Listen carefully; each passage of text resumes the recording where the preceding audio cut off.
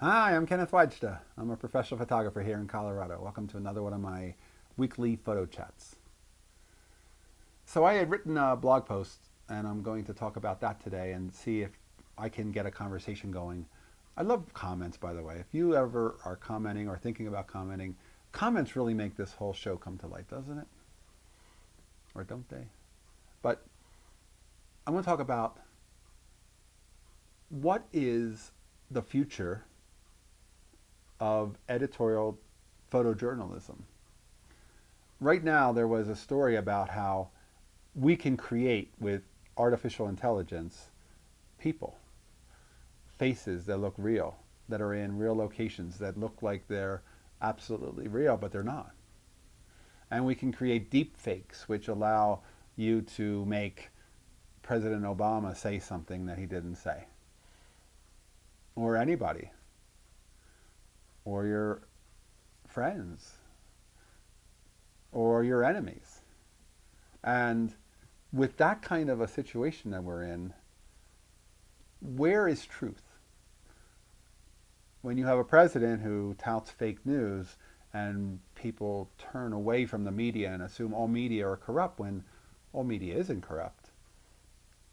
But digital will now make it so that, well, first we had the social media, which elevated the ability to spread propaganda that wasn't accurate, but it got out so fast, it's hard to pull back the facts when everybody believes something.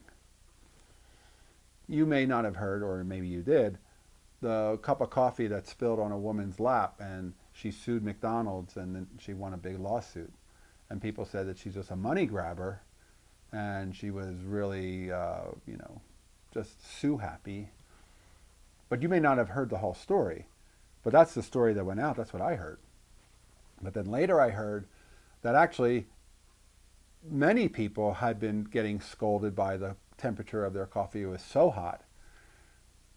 She had taken it and she had burns on her legs from it.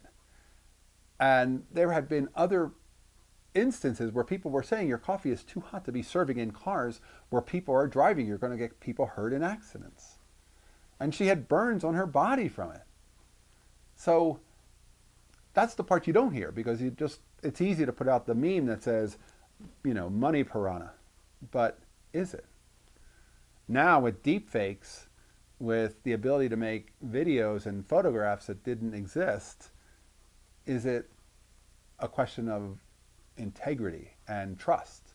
And how do you get it? And could this be the return of film photography for press?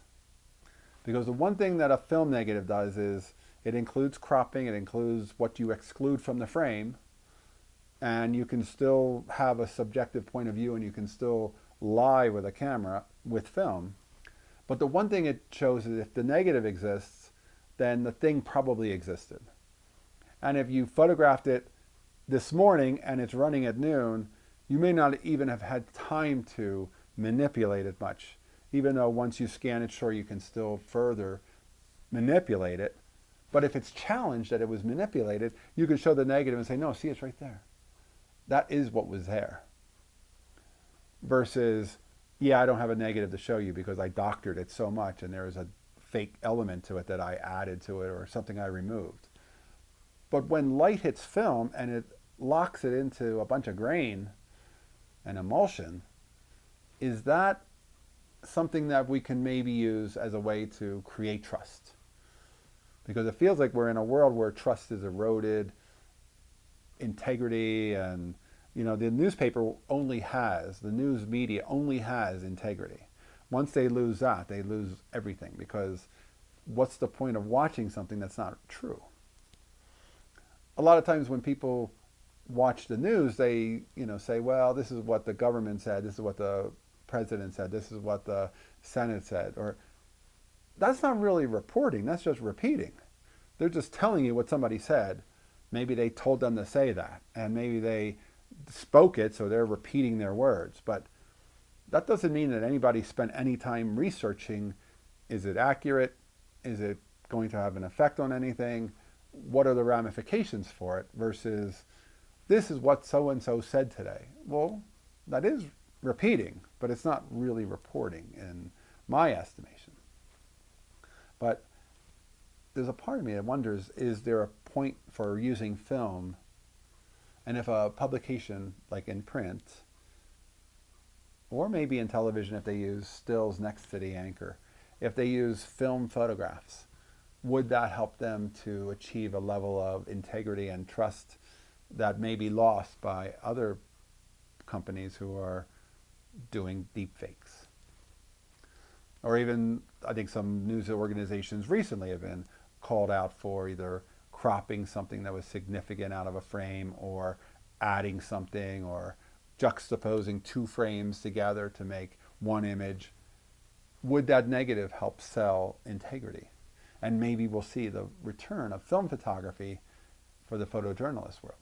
That would be an interesting development in this whole world of everything is moving so fast toward tech and ones and zeros.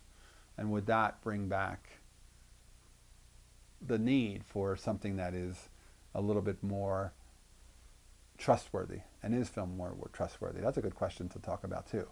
Is film more trustworthy? Certainly there has always been manipulation and even doctoring of film photographs. There is a famous photo called Migrant Mother by Dorothea Lange, and if you look, she's got her hand in the foreground holding onto a post. And in most copies of that photo, I'll put a link to one, you can see the outline of her thumb that she kind of worked to in printing to erase because she felt like it was a distraction. But her thumb was holding that post, but it doesn't make for as clean of a photo as if her arms are back. So by removing it, you could manipulate in film days. So if the conversation is going, I understand that film had manipulation, but if somebody calls her out and says, show me the negative, that negative is going to have the thumb to prove that it was changed. And that's what I think that the news organizations would have to go on, is that we can show you the original negative to show we didn't doctor it. This is what we actually recorded on film. All right, that's today's photography talk. If you're enjoying these, hit the subscribe button. I always welcome your comments. And the Patreon, if you can support, that would be super. As always, have a good photo week. Here's to good light.